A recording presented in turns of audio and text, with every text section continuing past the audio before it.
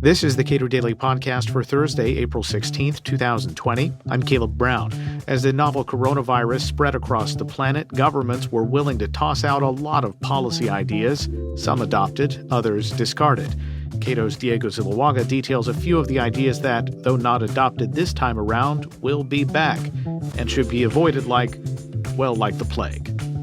In any kind of emergency or any time a demand for quick legislation is called for, there are always ideas that people wanted to put in there, have always wanted anyway, and they figure, well, this vehicle is moving, this legislation is moving, and I should get whatever it is that I want into that piece of legislation as well.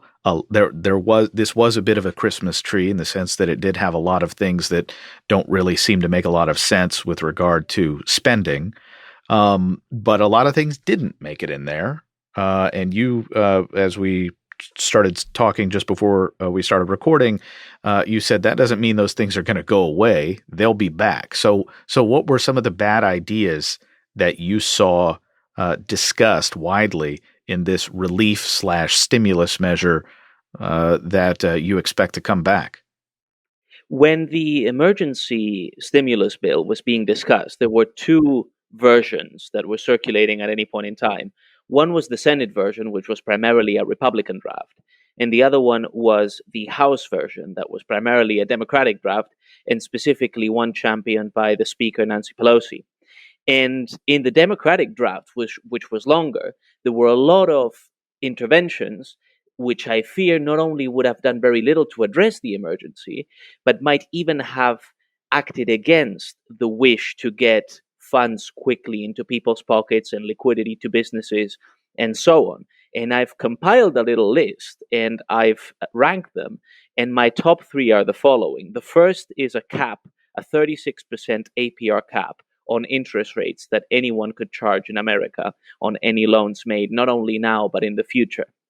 The second one is the forgiveness, partial or total, of student loans. And the third one is the introduction of digital accounts by the Federal Reserve.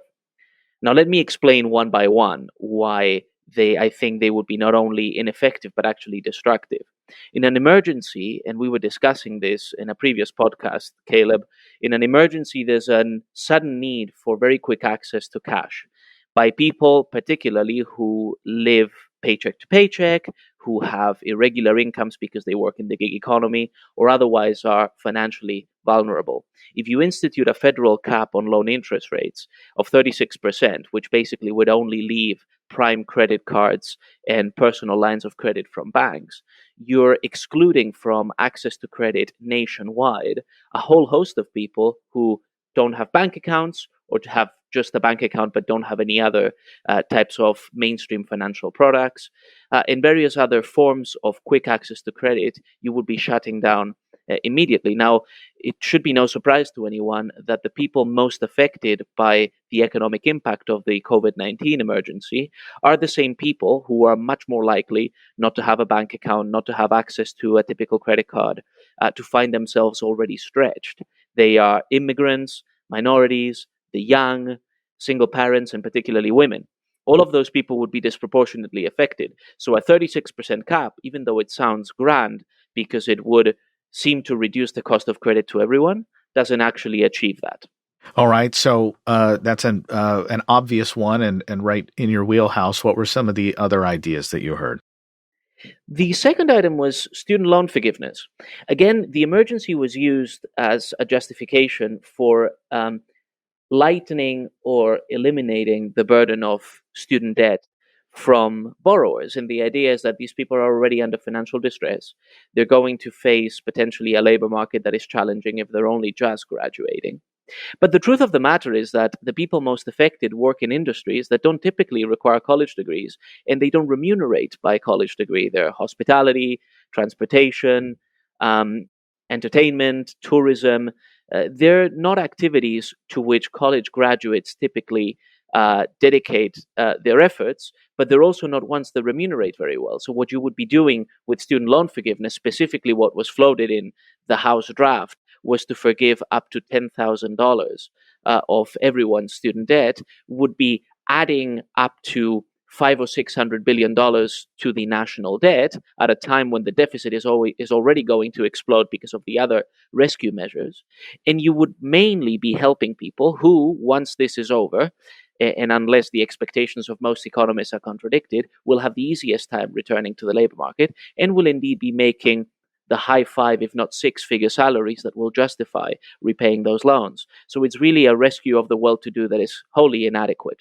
The third one that perhaps is a little more innovative seeming, but I don't think would fit the bill either, is this idea to have the Fed set up accounts for individual people so that, for example, they can get their stimulus check from the IRS as quickly as possible. This was mentioned in the House draft, but since then, Sherrod Brown, who is the number 2 on the Senate Banking Committee, the highest-ranking Democratic senator in the Senate Banking Committee, has introduced a separate bill that would require financial institutions essentially to set up these accounts within their systems for free on behalf of the Federal Reserve. The idea would be then that the funds disbursed as part of the stimulus, or perhaps even as part of other welfare programs in the future, would be dedicated to a separate account maintained by the Fed. It wouldn't require deposit insurance because, of course, the Fed can create as many dollars as it wants.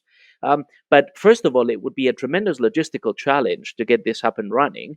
It is a major cost to financial institutions that wouldn't see any benefit out of this, and in fact would be basically enabling a competitor and being mandated to be used as a utility for that purpose. But then also, you would find yourself with a system that doesn't really accelerate payments to people very much at all, because it will still take the IRS a long time to process the funding information and collect all the details and make sure that the person has filed their taxes so that they can disburse the funds adequately and so on. And you have many cheaper alternatives already in existence, from prepaid cards to old-fashioned checks, which might be up and running or in consumers' letterboxes more quickly than this whole new system that the bill would set up, and you would do that at much lower cost. So it's really just a ploy to expand the powers of the Fed in a way that I don't even think Fed officials want them expanded, and potentially completely change the nature of banking in America. What's your general take on, given what was actually included in this relief/stimulus measure? What is your general take on how the financial elements of it are to be implemented? It seems like there's a lot of consternation about the speed with which this was passed and to whom these authorities are given. I think the focus is slightly misplaced because, as we were discussing previously, the main concern of people who are hard done by in the current circumstances is to get cash, to get it quickly as they possibly can. And that means from the moment you are entitled to a sum of cash and you can prove it, you should be able to get it from a lender, to be able to get an advance from someone for a fee. Now, that fee may be considered more expensive than a lot of people would like, but that's not the main concern of the person that's affected at a particular point in time. The main concern is, how can I get that liquidity as quickly as possible? So this discussion about whether we should have prepaid cards or checks, I think it's important for the future. And I think it illustrates just the general slowness of government institutions in getting anything running in less than 2 months, particularly now. But it's beside the point. Diego Zuluaga is Associate Director of Financial Regulation Studies at the Cato Institute. Subscribe to the Cato Daily Podcast wherever you please, and follow us on Twitter @Cato Podcast.